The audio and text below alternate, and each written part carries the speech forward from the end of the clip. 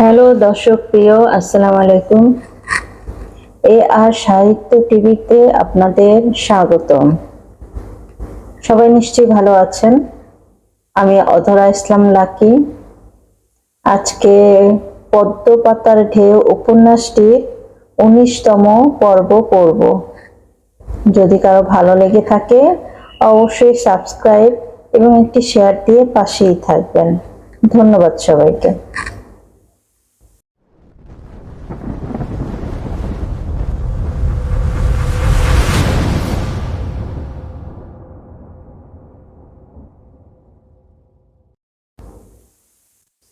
তারা রিকশা নিয়ে স্টার কাবাবে যায়।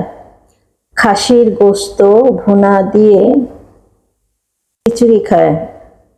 খাওয়া শেষ করে এরপর হলে যায়। হলে পৌঁছা মাত্র প্রচন্ড বৃষ্টি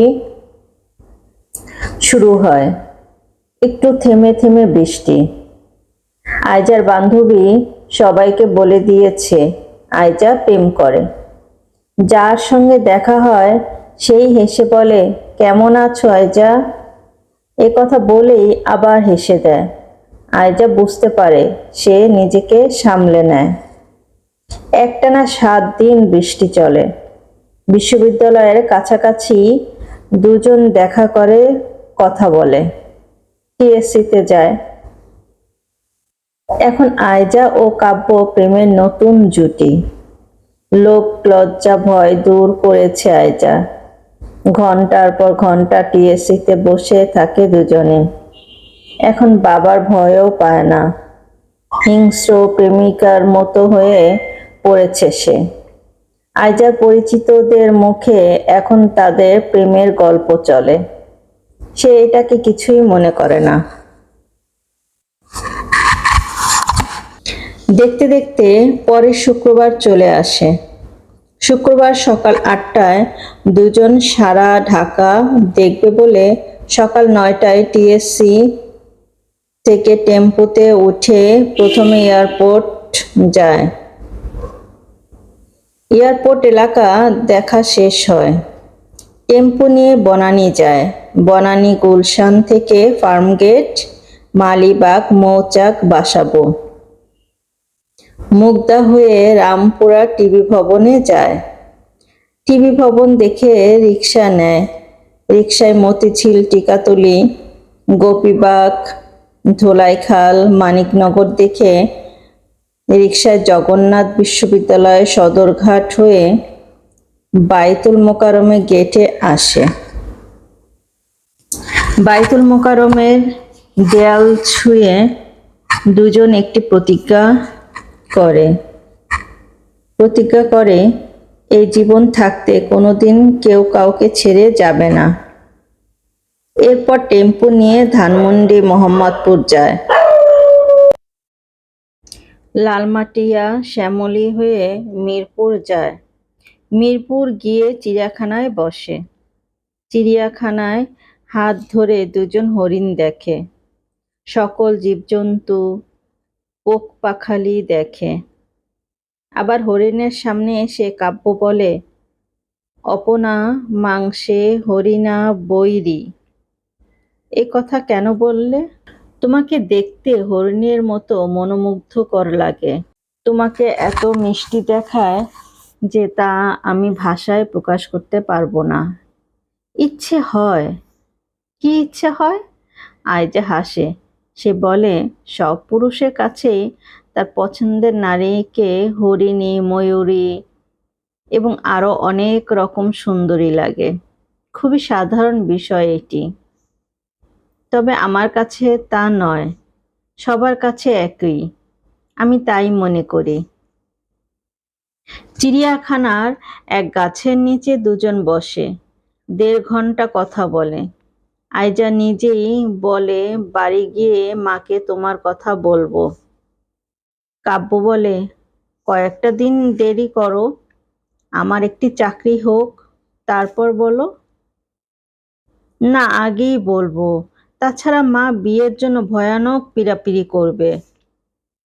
ঠিক আছে, বলো, দেখো তারা কি বলেন। যে যাই বলুক, বিয়ে তোমার সঙ্গেই হবে ইনশাআল্লাহ। এটা পৃথিবীর কেউ ফেরাতে পারবে না। ঠিক আছে, বিয়ের কথা বলবে, দেখো তাদের অভিমত কি। এই সিদ্ধান্ত নিয়ে তারা হলে আসে।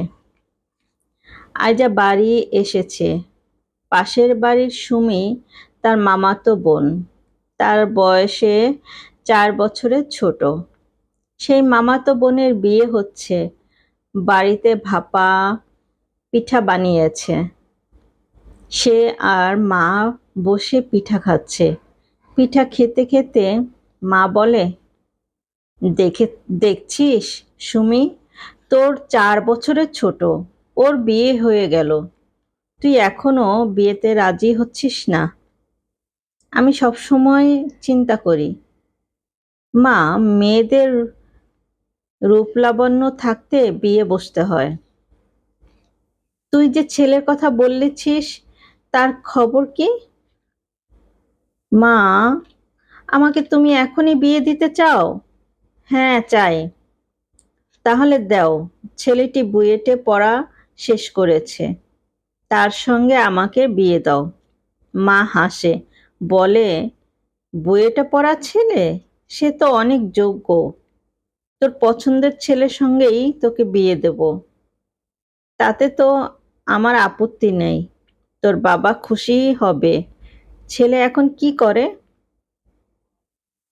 মা, ওর খুবই দ্রুত চাকরি হয়ে যাবে, বিসিএস দিয়েছে, সামনে ভাইবা। এছাড়াও কয়েকটি চাকরির ভাইবা হয়েছে, চাকরি একটা হয়ে যাবে। চাকরি একটু পরে হলেও চলবে। বুয়েটের ছেলে তো তোর বাবা রাজি হবে? ছেলের বাড়ি কোথায়? ওদের বাড়ি তেঁতুলিয়াতে। তোর আব্বুর পরিবার তো একসময় তেঁতুলিয়াতে থেকেছে। তোর আব্বু সেখান থেকে যেহেতু এসএসসি পাশ করেছে, ছেলের বাবাকে চিনতে পারে। ছেলের বাবা কি করেন? মা চাকরি করেন নাকি? ওর মা বেঁচে নেই, ও মাকে দেখেনি, জন্মের সময় মারা গেছেন। আহারে, এত এতিম ছেলে। আহারে, ওর বাবা কি করেন? বাবার সঙ্গে ওদের সম্পর্ক নেই, বাপ বিয়ে করে অন্য জায়গায় থাকে। ও হয়তো অভিমান করে যায় না। ওর বাবা বুয়েটে পড়েছে, তাই নাকি? হ্যাঁ, তাই। ছেলে দেখতে তো অনেক হ্যান্ডসাম, ছবিতে দেখেছি। ওকে একদিন নিয়ে আয়, তোর বাবাও দেখুক, কথা বলুক, তারপর আমরা আমাদের কাজ করব। চিন্তা করিস না, ওর ছবিটা আবার আমাকে দেখাতো। আছে? হ্যাঁ, আছে। সে ঘরে ঢোকে, ব্যাগ থেকে কাব্যর অনেকগুলো ছবি নিয়ে আসে, মায়ের হাতে দেয়। মা খুঁটিয়ে খুঁটিয়ে সবগুলো ছবি দেখে, তারপর বলে, ছেলের চেহারা খুব মিষ্টি, একেবারে সুপুরুষ, তোর পছন্দ আছে বলতে হবে। আমার ওকে খুব ভালো লেগেছে। বাবার সঙ্গে কি ওর কোনো যোগাযোগ নেই? বাবা কোথায় আছেন তাও জানে না ও। কাব্য তা জানে না। মা, ওর বাবার সঙ্গে ওর অনেক অভিমান। সে তো হবেই, বাপই বা কেমন, এমন সোনার চাঁদ ছেলের কাছে আসে না। বাপ মা কেউ সামনে নেই, ওকে লালন পালন করেছে কে? ওর নানা নানি। কাব্যর নামে অনেক জমিও আছে মা, নানা তাকে লিখে দিয়েছে। ওর নানা বাড়ির অবস্থা খুবই ভালো। তা ঠিক আছে, তবু ওর শিকড় কোথায়? সব খোঁজ খবর না নিয়ে তোর আব্বু তোকে বিয়ে দেবে? তা তো সে কখনোই দিবে না। ছবিগুলো রেখে যা, তোর আব্বু 10 তারিখে আসবে, আমি তাকে ছবিগুলো দেখাবো, তুই যা বলেছিস তাই বলবো। ছেলের চেহারাটা খুব সুন্দর। চেহারা আর যোগ্যতা দিয়েই সবকিছু হয় না রে। সমাজে বসবাসের জন্য সবার সামাজিক যোগ্যতাও থাকতে হয়।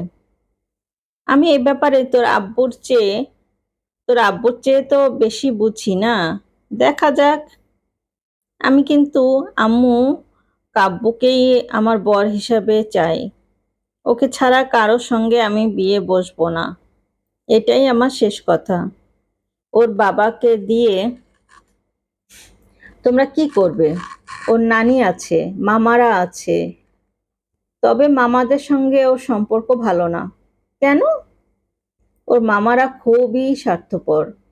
কাব্যকে জমি লিখে দিয়েছে, এই জন্য হতে পারে। তাই কি? মুরব্বি লাগে না? তোর বাবা আসুক। এত মাতালের মতো করছিস কেন? ঠান মাথা ঠান্ডা রাখিস। তোর বাবা যা করবে তোর ভালোর জন্য করবে। একদিন পর আইজা ঢাকায় চলে যায়। ঢাকায় গিয়ে কাব্যর সঙ্গে কথা বলে। সে কাব্যকে চিন্তা করতে না করে। কাব্যকে কোর্ট ম্যারেজের প্রস্তাব দেয়। কাব্য তাকে ধৈর্য ধরতে বলে। আইজা কাব্যকে নিয়ে সিলেট যেতে চায়, সেখানে 7 দিন থাকবে। কাব্য তাকে ধমক দেয়। কাব্য পরিস্থিতি খেয়াল রাখতে বলে। সে সব অনুকূলে আছে বলে। পরিস্থিতি ও প্রতিকূলে গেলে তখন অবস্থা বুঝে ব্যবস্থা নিবে। প্রতিদিন কাব্য ও আইজা একটি নির্ধারিত সময়ে চারুকলা ও পাবলিক লাইব্রেরিতে বসে থাকে। পাবলিক লাইব্রেরিতে তারা পড়াশোনাও করে। এভাবে চলতে থাকে তাদের সময়। মাঝখানে আইজার মা ঢাকায় এসে কাব্যকে দেখে যায়। এক রেস্টুরেন্টে বসে কাব্য, আইজা ও আইজার মা খাওয়া দাওয়া করে। অনেক সময় রমনাতে বসে কথা বলে। আবার আইজা একদিন ভোরে কাব্যকে নিয়ে নবীনগর স্মৃতিসৌধে যায়। আইজার মা সকাল থেকে সারাবেলা আইজা ও কাব্যর সঙ্গে কথা বলে, সময় কাটায়। ছেলেটিকে সে ভালো করে খেয়াল করে। ছেলেটিকে আইজার মায়ের কাছে খুব ভালো লাগে। সন্ধ্যা একটু আগে মানিকগঞ্জ চলে যায় আইজার মা। আইজা ও কাব্য ঢাকায় চলে আসে। 10 তারিখে আইজার বাবা বাড়ি এসেছে। মা সব খুলে বলেছে। ছেলের বাড়ি কোথায় তাও বলে। আইজার বাবাকে ছবি দেখায়। ছবি দেখে আইজার বাবা অস্থির হয়ে পড়ে। তিনি 12 তারিখ শুক্রবার ঢাকায় আসবেন। কাব্যর সঙ্গে কথা বলবেন। বুয়েটের প্রফেসর ডক্টর আমানুল ইসলাম খান বাহাদুর তার বন্ধু। শুক্রবার সকাল 11টায় কাব্যকে তার বাসায় যেতে বলেছে। মা আইজাকে মোবাইলে কল করে সব জানিয়েছে। সে বলে, বুয়েটে পড়া ছেলে শুনে তোর বাবা অখুশি হয় নাই, তবে কিছু বলে নেই। কাব্যকে খুব বিনয় নিয়ে কথা বলতে বলিস। কাব্যর সঙ্গেও আইজার মা কথা বলেছে।